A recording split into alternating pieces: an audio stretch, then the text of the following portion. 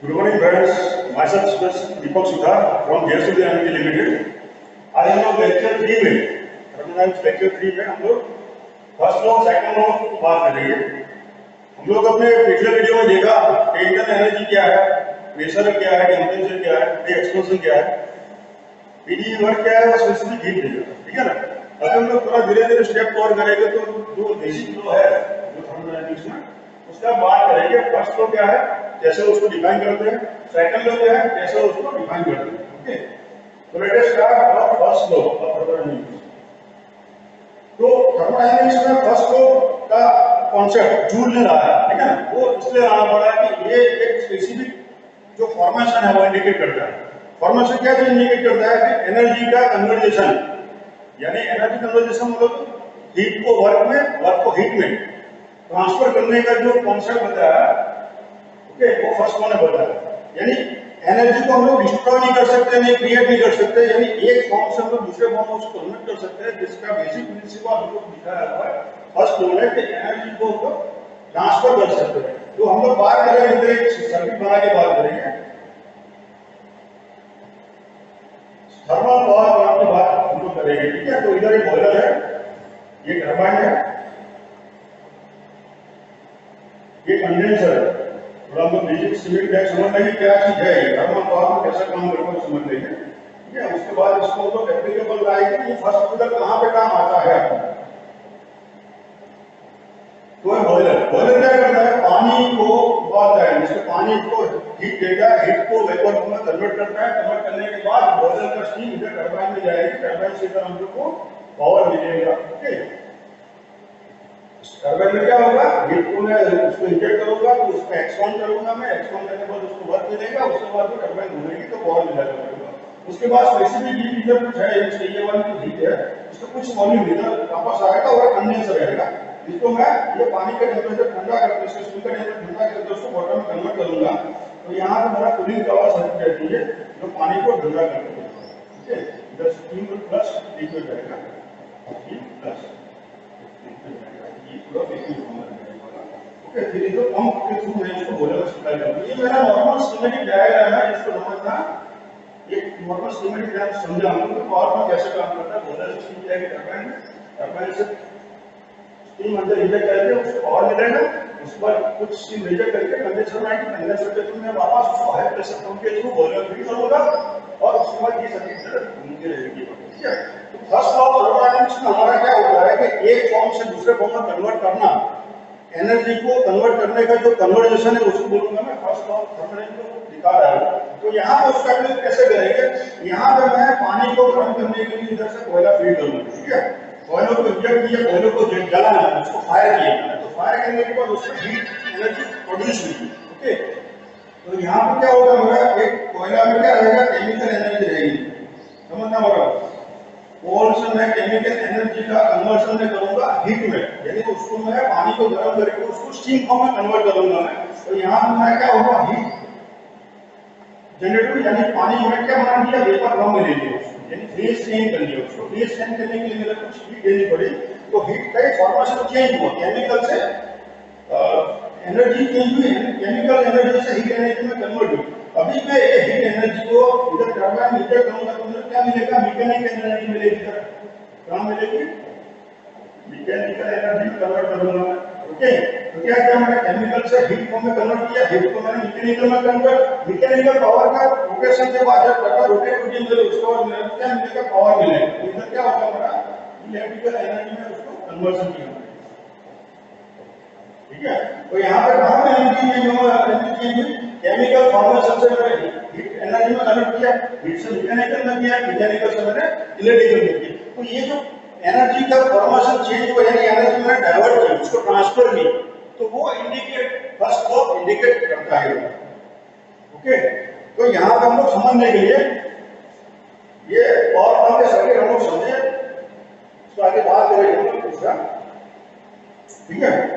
First law का concept, first law का concept में हम लोग बात करेंगे तो वो एंथैल्पी, एंथैल्पी का कॉन्सेप्ट भी फर्स्ट लॉ से आया हुआ है। एंथैल्पी क्या है, कोई भी सब्सटेंस, सब्सटेंस मतलब क्या है, लिक्विड हो सकता है, गैस हो सकता है, हो सकता है, व्यवस्थित हो सकती है, उसको उतना हीट उसके पास है उसका इंडिकेटर हम लोग एंथैल्पी, उसको हीट कंटेंट कितना है उसको मालूम पड़ेगा। तो इधर मैं बात करूँ दोस्तों,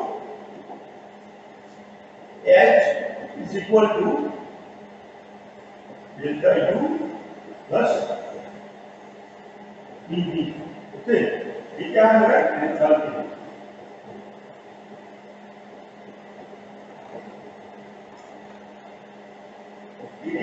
फर्स्ट लो में हम लोग बात कर रहे हैं,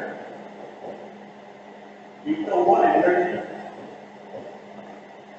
सेकंड हुआ एंथैल्पी। ओके, तो यहाँ पे मेरा एंथैल्पी कैसे चेंज होती है, जिसके जब सिस्टम में कुछ इंटरनल एनर्जी चेंज होती है, ओके, और उसके बाद जो अपने को वर्क मिलता है वो टोटल एब्सोल्यूट फिगर को हम एंथैल्पी या हीट गेन उसको बोलेंगे, हीट कंटेंट बोलेंगे उसको। ओके, तो इसको समझने के लिए क्या करेंगे, मतलब एक एंथैल्पी, यदि सिस्टम की एंथैल्पी मेरे को चेंज देखनी है, तो ये मेरा एक बीकर है, इसमें एक सिलेंडर है, इसमें मैं पानी भरा हुआ है। ओके, पानी भरा हुआ है, जिसका मैं बात करूंगा तो इधर इसका प्रेशर V1 है, कुछ वॉल्यूम V1 है, एंड उसकी इंटरनल एनर्जी U1, कुछ स्पेसिफिक Q। ठीक है, अभी इसको मैं बॉयल कर रहा हूं इसे हीट देने के बाद, तो यहाँ पर हमने Q ऐड किया उसको। ओके, Q ऐड करने के बाद मेरे को क्या सेकंड मिलेगा, Q2 मिलेगा, V2 मिलेगा और V1 मिलेगा। ओके, तो यहाँ पे मेरे को समझना है कि सिस्टम में टोटल एंथैल्पी हीट कंटेंट कितना है, उसके लिए मेरे को क्या डिफाइन करना पड़ेगा, पहले इंटरनल एनर्जी प्लस प्रेशर और वॉल्यूम डिफाइन करने के बाद मेरे को मालूम पड़ेगा कि सिस्टम की एंथैल्पी, सिस्टम में हीट गेन कितना हुआ है, कितना है, वो डिफाइन करने के लिए मेरे को ये दो वैल्यू चाहिए। उसको समझने के लिए हम लोग क्या करते हैं, एक सिलेंडर में पानी भरा हुआ है, जिसका प्रेशर इनिशियल स्टेज 1 है, सेकंड स्टेज ये है। ओके, ये मेरा हीट देने के बाद इसका प्रेशर, वॉल्यूम और इंटरनल एनर्जी कितना चेंज हुआ है, उससे मालूम पड़ेगा अपने को इसको कैसे डिफाइन करना है। ओके, तो यहां पे लिखूंगा मैं delta Q1 is equal to Q2 minus Q1। क्या लिखूंगा मैं, Q2 मेरा क्या है, ये इतना हीट मिला मेरे को, और ये क्या Q1 है, बराबर। तो यहां पर बात करूंगा मैं Q1 प्लस Q2 माइनस, मैं ब्रैकेट में लिखूंगा मैं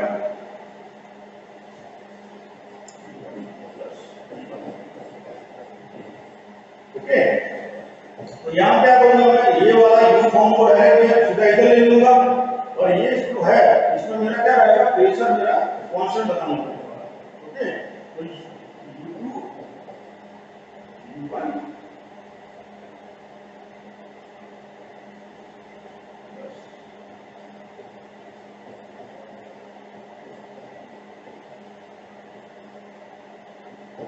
ठीक है। तो यहाँ पे क्या होगा मेरा U2 U1 डिफरेंस में क्या उसको बोलूंगा, डेल्टा U बोलूंगा उसको।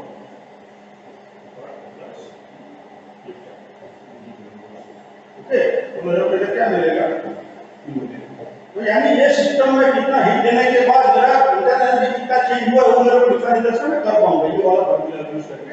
ठीक है, इंटरनल एनर्जी बेसिकली है क्या, इंटरनल एनर्जी क्या है कि कोई भी सब्सटेंस में यदि हीट देने के बाद उसके काइनेटिक एनर्जी और molecular energy, nuclear energy plus उसके हीट कंटेंट में ऐड होगा, तो उसके प्रॉपर्टी को, बेसिक प्रॉपर्टी चेंज हो जाएगी।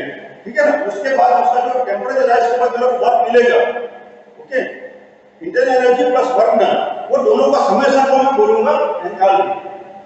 ओके, तो एंथैल्पी को समझना थोड़ी डिटेल में हम लोग देखेंगे आगे। अभी बेसिक कॉन्सेप्ट देखेंगे हम लोग, एंथैल्पी किसको बोलेंगे, internal energy plus work done का दोनों का समेशन रहेगा, उससे हम लोग हीट कंटेंट कितनी सिस्टम में मालूम पड़ेगा।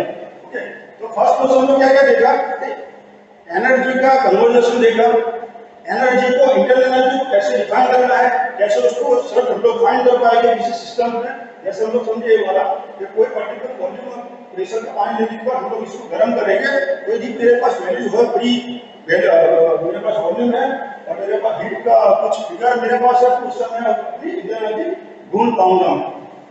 ठीक है, तो ये वाला फर्स्ट हम लोग ये देखा कि यदि कोई सिस्टम में मैं हीट देता हूं, ओके, तो उसमें मेरे को कुछ वर्क मिलेगा। ओके, तो इधर W नेट क्या हमारा आएगा,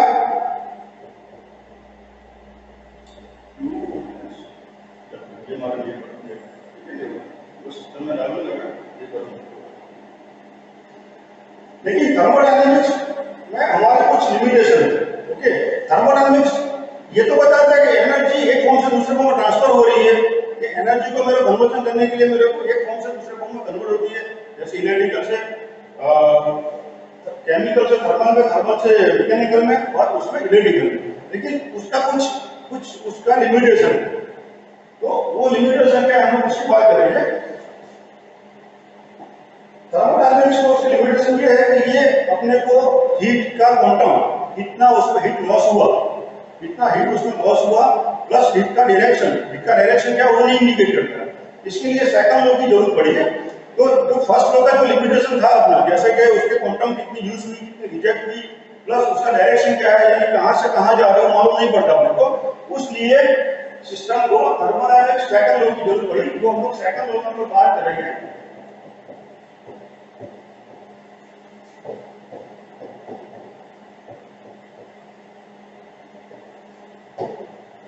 तो सेकंड लॉ क्या इंडिकेट करता है कि ये जो फर्स्ट लॉ का जो लिमिटेशन थी, यानी उसकी डायरेक्शन, यानी सेकंड लॉ में क्या दिखा रहा है, डायरेक्शन, यानी डायरेक्शन क्या इंडिकेट कर रहा है कि टेंपरेचर का फ्लो कौन सी डायरेक्शन में रहेगा, यानी टेंपरेचर का डायरेक्शन रहेगा हाई टू लो। ओके, यानी हाई टेंपरेचर से मेरा लो टेंपरेचर में डाइवर्ट होगा, हाई पोटेंशियल से लो पोटेंशियल में डाइवर्ट होना। ये भी जो प्रिंसिपल जो दिया हमारा है वो सेकंड लॉ के हिसाब से दिया हुआ है कि कोई भी हाई कंसंट्रेशन वाला, हाई टेंपरेचर वाला जो फ्लो एनर्जी रहेगा वो हमेशा लो टेंपरेचर में कन्वर्ट हो जाएगा, इसको उससे जो डायरेक्शन आएगा वो अप्स डाउन रहेगा। ठीक है ना। सेकंड कॉन्सेप्ट क्या दिया उसमें, तो quantum of heat, quantum of heat बोले तो यदि मैं उसमें कुछ एनर्जी फीड कर रहा हूं, वो है वो एनर्जी सिस्टम में कितनी यूटिलाइज होगी और कितनी रिजेक्ट होगी। फर्स्ट लॉ क्या बताता है कि मैं यदि एनर्जी फीड कर रहा हूं तो उसका मतलब को 100% वर्क मिल रहा है, जो पॉसिबल है नहीं है, उसको हम लोग बोले कि परपेचुअल मोशन मशीन वन बोलेंगे।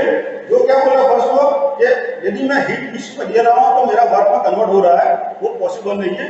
उसकी कोई लिमिटेशन के लिए जो सेकंड लॉ है, सेकंड लॉ क्या इंडिकेट करता है कि उसका क्वांटम ऑफ द हीट, यानी कोई सिस्टम में हीट फीड करूंगा, हीट फीड करने के बाद उसमें कितना हीट यूटिलाइज होगा प्लस कितना हीट रिजेक्ट होगा, वो इंडिकेट हम लोग मिल जाए, सेकंड लॉ मिल जाए। Plus direction of the heat, यानी डायरेक्शन की बोले तो हाई टेंपरेचर से लो टेंपरेचर या हाई कंसंट्रेशन से लो कंसंट्रेशन में कन्वर्ट करना, वो हम लोग को इंडिकेट प्लस डायरेक्शन में हमको उसमें मिलता है। हम लोग अपने पुराना लेक्चर में देखा था जीरो फ्लो। जीरो फ्लो क्या करता है, एक अलग अलग टेंपरेचर की दो बॉडी एक दूसरे में हीट ट्रांसफर तब तक नहीं करती जब तक दोनों का टेंपरेचर सेम नहीं हो जाए, तब तक हीट ट्रांसफर नहीं करती। तो वो केस में क्या होता है, वो जीरो फ्लो की क्या हमको टेंपरेचर का डायरेक्शन इंडिकेट नहीं कर रहा, हाँ इतना बता रहा है अपने को कि दोनों बॉडी के टेंपरेचर यदि सेम आएगा तो उसमें हीट ट्रांसफर बंद हो जाएगी, तो हम लोग जीरो फ्लो में देखा। लेकिन यहाँ पे सेकंड लॉ में हमको मालूम पड़ता है कि टेंपरेचर का फ्लो, एनर्जी का flow high temperature high energy zone से लेकर लो टेंपरेचर लो एनर्जी जोन में भी हम लोग कर सकते हैं। इसका प्रिंसिपल हमको सेकंड लॉ ने बताया हुआ है। ओके,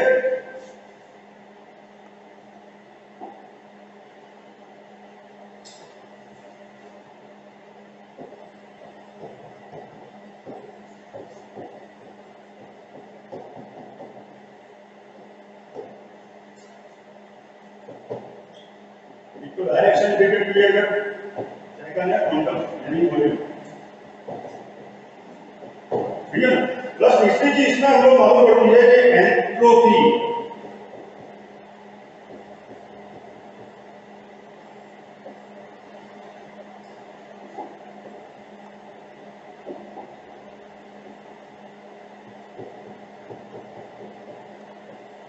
एंट्रोपी का कॉन्सेप्ट, एंट्रोपी क्या है, एंट्रोपी समझना एक थोड़ा हम लोग देखेंगे थर्मोडायनेमिक्स में कि एंथैल्पी और एंट्रोपी की अलग से सेशन लेना पड़ेगा, क्योंकि वो एंथैल्पी को समझना पूरा डिटेल में समझाना पड़ेगा हमको। एंथैल्पी क्या है, तो एक सिस्टम का रैंडमनेस ऑफ मॉलिक्यूल्स का फ्री लेवल जो रहेगा उसको बोलेंगे एंट्रोपी बोलेंगे।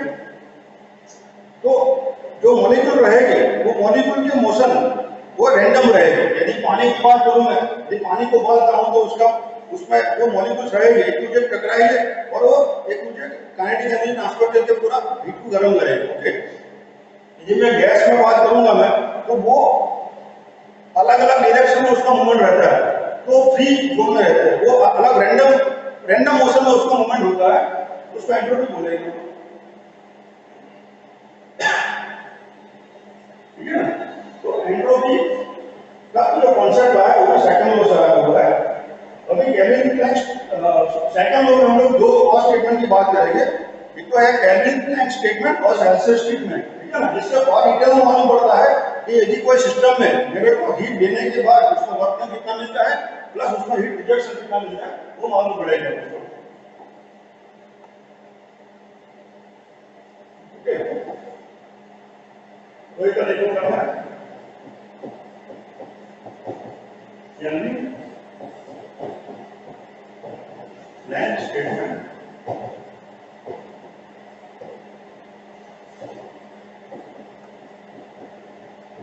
Celsius statement.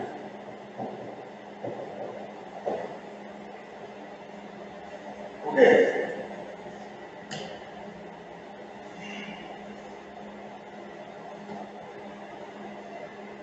तो हम लोग बात करेंगे फर्स्ट केल्विन प्लैंक स्टेटमेंट, ठीक है ना, फिर बात करेंगे।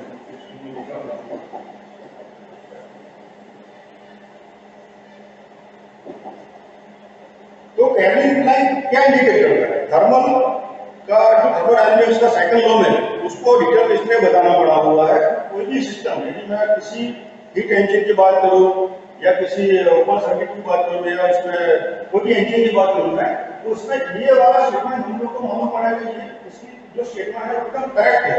जैसे कि बात करें तो ये एक पेट्रोल इंजन है, ठीक है ना, पेट्रोल इंजन में है, यदि बाइक का इंजन है पेट्रोल इंजन या डीजल इंजन मान लो, यदि उसका मैं फील करता हूं उसके बाद मेरे को वर्क मिलेगा, वो मेरे को 100% नहीं मिलेगा। यानी मैं उसमें जो भी हॉट गैस सप्लाई करना, हॉट गैस सप्लाई करने के बाद जो मेरे को वर्क मिलेगा, ठीक है ना, वो वर्क डन करने के बाद मेरे को कुछ ना कुछ पार्टिकल यानी 90% या 98% यूज करके उसका जो रिमेनिंग एनर्जी मेरे को उसमें एग्जॉस्ट करनी पड़ेगी, ठीक है ना। तो ये इंडिकेट करता है, जिसको हम लोग समझने के लिए एक रिजर्वायर के फॉर्म में उसको मिल जाता है। तो यहाँ पर मेरा एक बॉडी है T1, ओके, यहाँ से मेरा हीट ट्रांसफर हो रहा है, यहाँ पे मेरा बॉडी उसको रिसीव करता है, हीट रिजेक्ट करता है। इसको बोलूंगा मैं Q2, ये बोलूंगा Q1 और ये बोलूंगा W। ओके, ये क्या है हमारा ये सोर्स है, यहाँ पे यहाँ से मेरा हीट एनर्जी को फीड करूंगा मैं, उसको बोलूंगा सोर्स। ये पूरी सिस्टम को इसको बोलूंगा TER, टोटल एनर्जी रिजर्व है, ठीक है ना, क्या बोलेंगे टोटल एनर्जी रिजर्व है। तो यहाँ पे क्या हो रहा है, रिजर्व में क्या होता है, कुछ टाइम कुछ ये तो रहेगा ये वाला यानी मैं हाई टेम्परेचर से लो टेम्परेचर में कन्वर्ट कर रहा हूँ। तो यहाँ पे मेरा जो ये वाला सोर्स से मैं हीट यदि दूंगा सिस्टम को, ठीक है ना, तो वर्क डन करने के बाद ये मशीन को वर्क डन करने के बाद कुछ एनर्जी रिजेक्ट हो जाएगी और कुछ एनर्जी वर्क कन्वर्ट में फॉर्म में कन्वर्ट हो जाएगी। तो इधर W नेट मेरा क्या आएगा,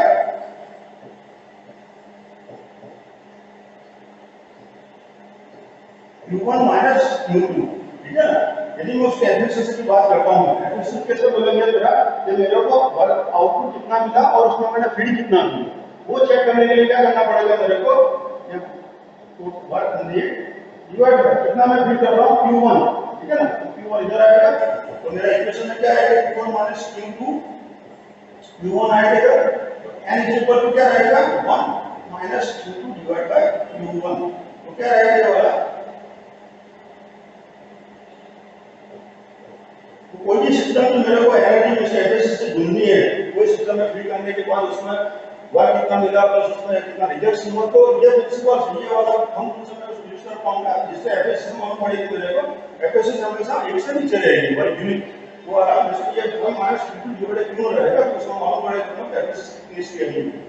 तो इससे क्या हम लोग समझे कि कोई भी सिस्टम में यदि मैं हायर सोर्स वोल्टेज में जा रहा हूं तो कुछ ना कुछ एनर्जी सोर्स मेरे को रिजेक्ट करना पड़ेगा, सोर्स में से हीट लेने के बाद वर्क मिला फिर मेरे को रिजेक्ट करना पड़ेगा। इसको बोलूंगा मैं सिंक बोलूंगा, ठीक है ना, सिंक क्या बोलूंगा मैं, इसको इसी और बोलूंगा, जिससे हीट मालूम पड़े तो रिजेक्ट भी होगा।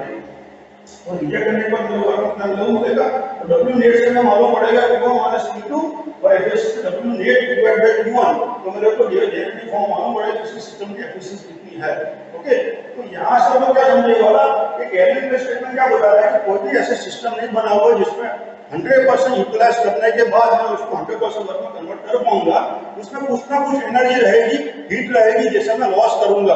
ओके, जैसे यहाँ पे हम लोग देखे थर्मल पावर की बात करें, जैसे आगे भी हम लोग देखा, ओके, बॉयलर्स में देखा, सिस्टम दोबारा मैं ड्रॉ करता हूँ जिसको आपको समझ में आए। ओके,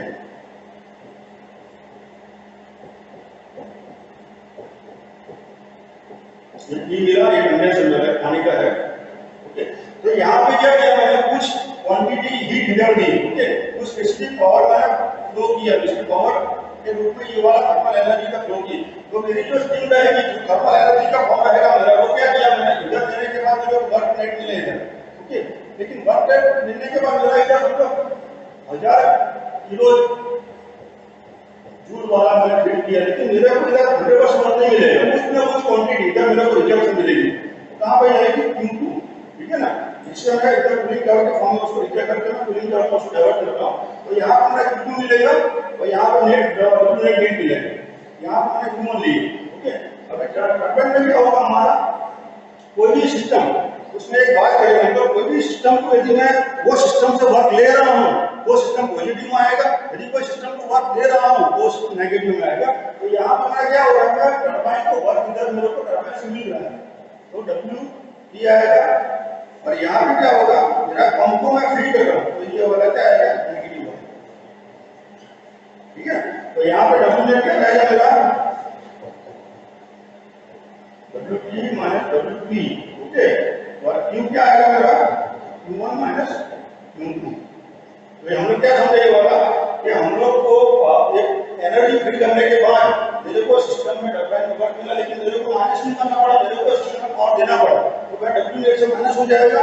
यहाँ पर भी सेम ऐसा होगा, Q बराबर क्या है, फीड करने वाला एनर्जी और रिजेक्शन एनर्जी को डिस्पर्स करने के बाद मेरे को इधर टोटल हीट मिलेगी, और कितनी हीट यूटिलाइजेशन आई, कितना हीट को मैं वर्क किया। ओके, तो ऐसा हम लोग डिराइव करेंगे सेकंड का केल्विन प्लैंक स्टेटमेंट। अभी केल्विन प्लैंक स्टेटमेंट की एक बात है, ये वाला कि हम लोग कुछ हीट देने के बाद हीट रिजेक्शन हुआ, वर्क नहीं हुआ, लेकिन कोई सिस्टम ऐसा भी होगा जिसमें मैं बोल सकता हूं कि ये मेरा Q2 0 है, Q1 देने के बाद मेरा W नेट 100% है। ओके, P1 P2, ओके, तो यदि मैं रिडक्शन करने इधर सोर्स बोले इसको सही बोले तो ये मेरा फ्लो इधर से इधर हुआ, तो यहाँ पे क्या हो रहा है, मेरा जो भी मैं हीट दे रहा हूँ इधर उसको 100% कन्वर्जन करके ये Q2 मेरा 0 हो जाएगा। तो ऐसी प्रोसेस कभी हो नहीं सकती और इम्पॉसिबल प्रोसेस है कि जिसमें कोई भी हीट देने के बाद पूरा 100% उसमें वर्क में कन्वर्ट होगा, उसमें रिजेक्शन 0 होगा। तो केल्विन प्लैंक स्टेटमेंट में क्या बता रहा है, उसको बोलेंगे PMN2, ये हम मतलब perpetual मोशन मशीन नंबर 2, इसको 2 देंगे हम लोग, ठीक है ना। ये कोई भी सिस्टम में ऐसा कोई सिस्टम नहीं बना हुआ है कि यदि उसमें हीट देने के बाद वर्क नहीं मिले और मेरा जो रिडक्शन है वो 0 रहेगा। वो यदि ऐसा होगा तो क्या बोलेंगे, उसको हम लोग सेकंड लॉ का वायोलेशन बोलेंगे। तो ऐसा कोई सिस्टम नहीं बना हुआ जिसमें हम लोग को रिडक्शन 0 मिलेगा और work is equal to work heat is equal to work net मिलेगा, ठीक है ना। तो यहाँ पर हम लोग इसको PPM2 बोलेंगे। तो यहाँ पर हमारा केल्विन प्लैंक स्टेटमेंट ये वाला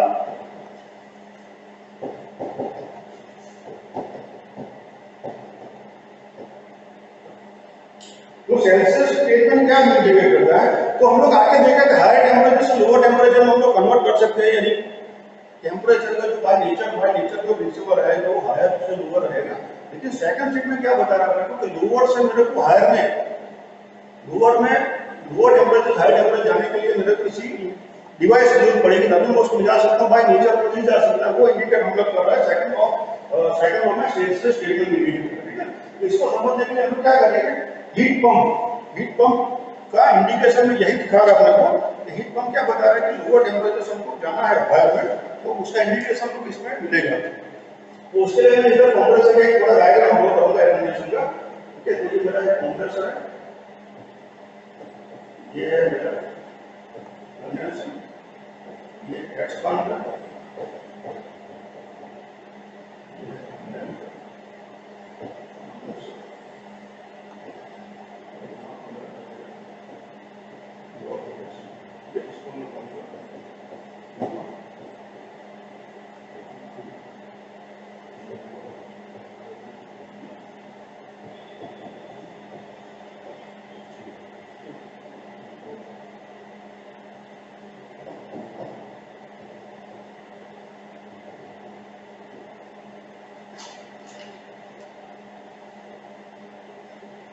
तो यहाँ पर हम लोग क्या दिखाया हुआ है, ये फिलर जिसके कंप्रेसर एसी यूनिट का एक हम लोग सीमेंट डायग्राम बनाया हुआ है, जिसमें क्या होगा, ये कंप्रेसर है, कंप्रेसर से कंप्रेस होने के बाद जो उसका जो रेफ्रिजरेटर का टेम्परेचर बढ़ेगा वो कंडेंसर में कूल होगा बाय एयर मीडिया, यहाँ पे एयर फ्लो होगा, एयर मीडिया से फ्लो थोड़ा ठंडा होगा, उसी को सेम प्रेशर कॉन्स्टेंट टेम्परेचर कौन सा प्रेशर में उसको एक्सपांड करूंगा। ठीक है, एक्सपांड करने के बाद क्या होगा, उसका वॉल्यूम बढ़ जाएगा, उसके बाद में उसको इवापोरेशन लगाऊंगा। इवापोरेशन में क्या होगा, इसका जो हीट कंटेंट है वो मैं उसको डिस्चार्ज करके एयर को दूंगा, तभी जाके हमारा रूम का एयर ठंडा होता है। ओके, तो एक सिमेट्रिक डायग्राम है जिसको समझने के लिए हम ये चीज यूज किया हुआ है। तो यहाँ पे क्या इंडिकेट कर रहा है कि मेरे को इसमें इसको जो हीट कंटेंट को चेक करना है मेरे को, तो उसको कैसे मैं डिफाइन करूंगा, तो सीओपी वो operation of the performance is equal to COP क्या हमारा रहेगा, हमारा ये Q2 रहेगा, मैं इधर कहीं दे रहा हूं। ओके, तो क्या रहेगा Q2 divide by work weight. Okay, यहां पर वर्क रखूंगा,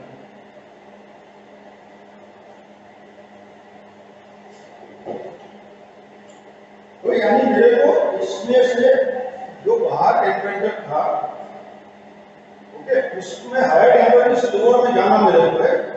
ओके, तो हाई टेम्परेचर से लोअर में जाने के लिए क्या क्या मैंने हीट देना पड़ा मेरे को।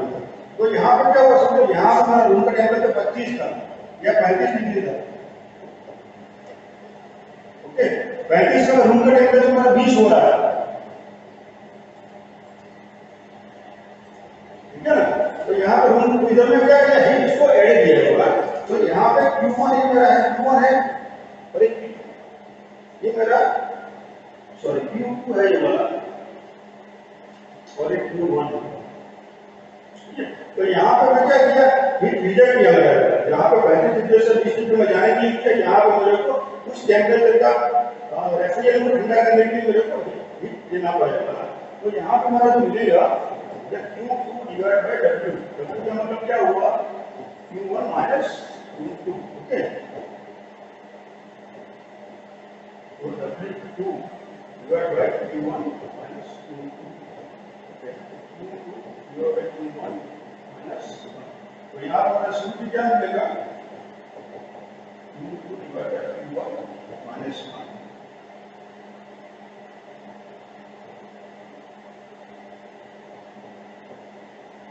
तो सेल्सियस स्टेटमेंट क्या इंडिकेट करता है कि मेरे को हायर से लोअर मेरे को जा सकता है, तो लोअर से हायर में जाने के लिए हम लोग जो प्रिंसिपल यूज करेंगे उसके लिए कोई मैकेनिकल डिवाइस होगी, अभी हम लोग जा पाएंगे उसका विदाउट सपोर्ट। हम लोग बाय नेचर मेरा टेम्परेचर हायर से लोअर पर नहीं जा सकता है। ओके, तो आज हम लोग बात किया फर्स्ट लॉ, सेकंड लॉ हम लोग बात किया केल्विन प्रेस स्टेटमेंट और केल्विन स्टेटमेंट। अभी यहाँ पे हम लोग इसको कवर कर लिया पूरा है, तो आने वाले वीडियो में हम लोग दूसरा पार्ट करेंगे। Thank you very much.